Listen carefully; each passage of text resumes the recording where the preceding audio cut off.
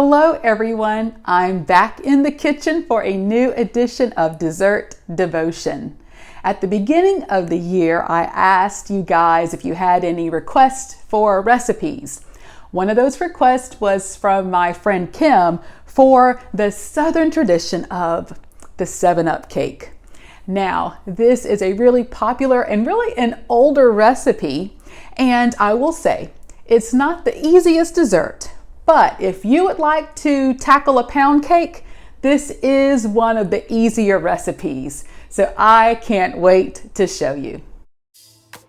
I always start by greasing my cake pan. I'm using my favorite Baker's Joy. I spray it really well because I want to be able to flip this pound cake with no problem.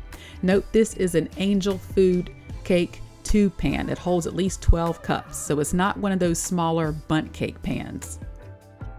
Now I always sift my flour, even if the recipe doesn't call for it. I have 3 cups of flour here. This was one of my main tasks growing up when I would help my mom baking cakes, is to grease the pan and to sift the flour. Now let's cream our butter and our shortening. We have 2 sticks of room temperature softened butter and 8 tablespoons of shortening. I just hate when I forget to leave out the ingredients for a cake. But always before you get ready to put it together, you want to leave everything at room temperature. Your eggs, your shortening, everything. We want to whip it up on medium speed until it looks kind of like mayonnaise. Next, we're going to add 3 cups of sugar. I'm going to pour it in obviously on a slower speed, but then I'm going to take it up to about medium speed on my mixer. And after all the sugar is in, I will beat it on medium speed for a minute or 2. I'm looking for my cake batter to get kind of fluffy, although it is still going to be a little grainy or sandy, if you will, because hey, it's sugar. So what I'm doing here is scraping down my bowl. I don't care how fancy your mixer is. Once or twice while we're making this cake, you're gonna have to scrape down the bowl and just make sure everything is getting incorporated on the sides and on the very bottom of the bowl.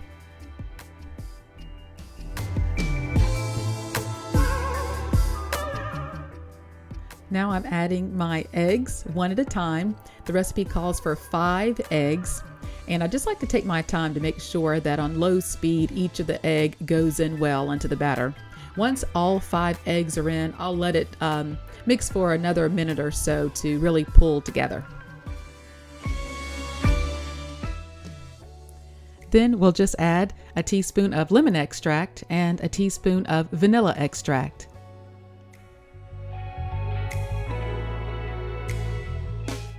And now it's time to add the 7-Up to our 7-Up pound cake. You'll notice this recipe doesn't call for baking powder and it doesn't call for milk. The 7-Up does both of those things. It's the liquid and the leavening agent to help the cake rise. Now it's time to add 3 cups of flour. Now this is where a good pound cake is made. You want to take your time putting in the flour. You don't put it in all at one time. We're going to alternate flour with our liquid, which is the 7-Up for this cake. And take your time. Here is where you can end up with a heavy, dense cake. You do not want to overbeat this cake batter once you start adding flour to the batter. So as soon as I get all of my ingredients in, you better believe I'm going to mix this up just enough to make sure that the batter is incorporated. I might scrape down the bowl one more time and then I'm going to just leave it alone so that I can get ready to pour it in the pan. Now I have a light, fluffy batter and I think it's going to make for a light, fluffy pound cake. All we have to do now is get it into our pan. I'm going to carefully pour my batter into the tube pan. If you have an older pan or one that tends to stick, you can also take a piece of wax paper or parchment paper and cut it into a circle, and then of course cut an inner circle and lay it into the bottom of your cake pan. That's just to make sure you can definitely flip this pan with no problem. I'm going to bake this in the oven on 325 for about 60 minutes. and I'm going to pull it out as soon as a toothpick pulls out cleanly from the center. All right, my batter is in here nice and evenly. I'm going to drop it a couple of times to make sure there are no air bubbles, and then I'm going to pop it right in the oven. I can't wait to see how this turns out. All right, so while our pound cake is in the oven, I hope you not only learned a new recipe, but even some helpful hints in how you put the pound cake together. Now we have a time to settle around our tables for our time of devotion. I can say that this year kicked off in a way that was not so peaceful. We saw the riots at the Capitol. There's been a lot of conversations about our nation healing and going forward after so much political division. There's been a lot of talk of racial reconciliation and celebrating Martin Luther King's birthday this year in January. And I've heard a lot of conversations about peace. So for today's devotion, I want to draw to your attention the Gospel of Matthew and read to you in the 5th chapter. And this is a part of Jesus' Sermon on the Mount. And in chapter 5, in verse 9, part of what he teaches in that famous Sermon on the Mount message is, "Blessed are the peacemakers, for they will be called children of God." This idea of peacemaking is something that I think is so important for our communities, for our families, for our churches nowadays. We have a lot of definitions when it comes to peace. I know growing up, if my mom said, "I want peace in this house," that meant everyone had to be quiet, right? It was all about the absence of noise or the absence of ruckus, some tranquility, some calm. Sometimes people may say things like, "Well, I wanted to say something, but I didn't because I wanted to keep the peace." And today I want to challenge us on that, because as we have to interact with each other in the aftermath of our elections, as we continue to go forward, us pursuing a racial reconciliation, as we go forward in healing our communities and our nation, the way that we make peace is not by doing either one of those things. It's not by being silent. It's not by not sharing with one another. It's not by discouraging others to not talk because we know that we don't disagree. Peacemaking is actually the opposite of that. I would say that peacemaking is when we are willing to hear things that we know we're not going to agree with.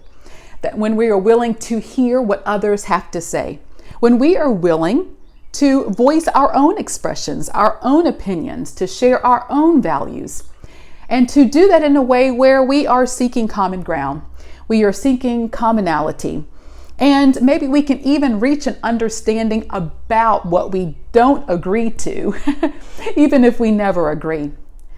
I would suggest that if we were to really converse with one another this year, we would find that we have more areas of commonality than division.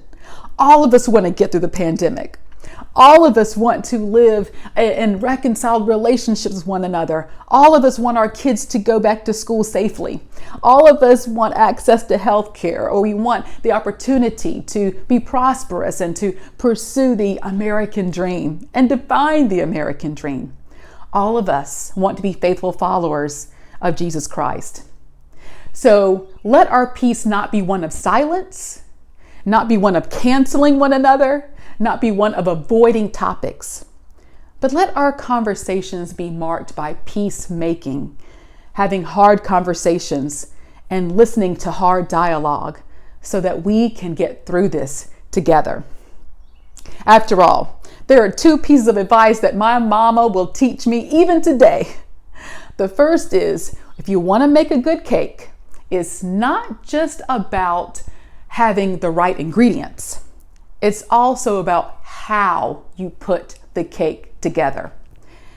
And when it comes to peacemaking, it's not just what you say, it's how you say it. I want to share this verse again with you, Matthew 5 and 9. But this time I want to share with you what the Message translation says about it. And it reads, "You're blessed when you can show people how to cooperate instead of compete or fight.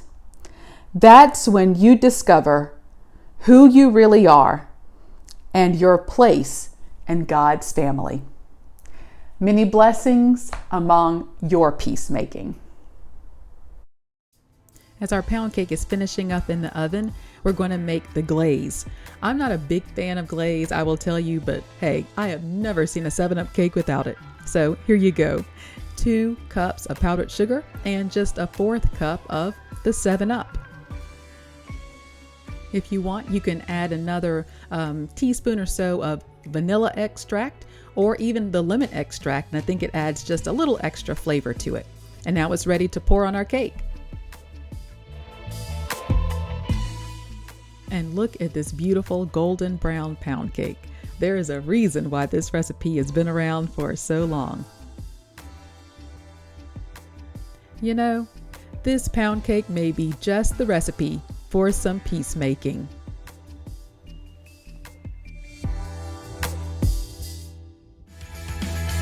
Friends, thanks for joining me. Be sure to share this devotional and follow my Facebook page for the next edition of Dessert Devotion.